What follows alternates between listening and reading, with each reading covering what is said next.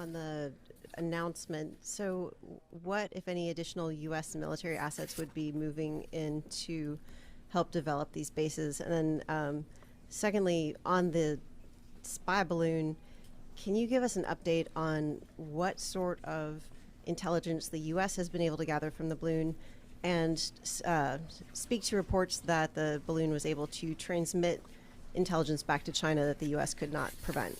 Sure. So I'll take the first, your last question first. So on the balloon itself, right now, the FBI is the lead, still assessing the parts that we were able to recover from the balloon.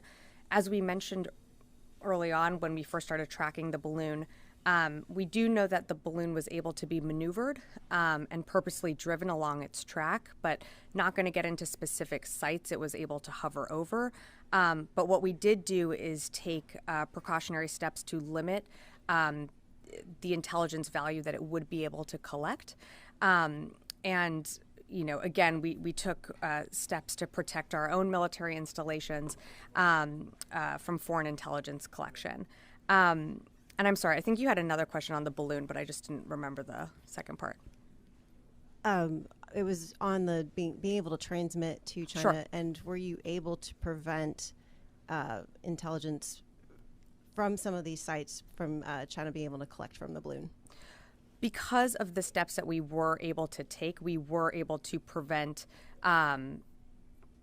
transmission of certain aspects of our sites to be transmitted, just because of the precautionary steps that we were able to take. But in terms of transmission back to the PRC and what was able to be transmitted back, I just don't have further information for you at this time. As of right now, we're still doing an assessment of what exactly the intel was that China was able to gather, but we do know that the steps that we took provided little additive value for what they've been able to collect on from satellites before.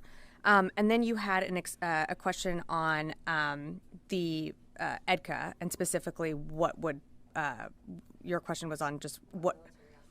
Sure. So this is going to be, we're not seeking permanent basing here, so you're going to see an increase of rotational forces in the region, but this is more about supporting combined training, being able to respond to natural disaster or humanitarian disasters in the region, but this is really about regional readiness. Yeah, nice to see you.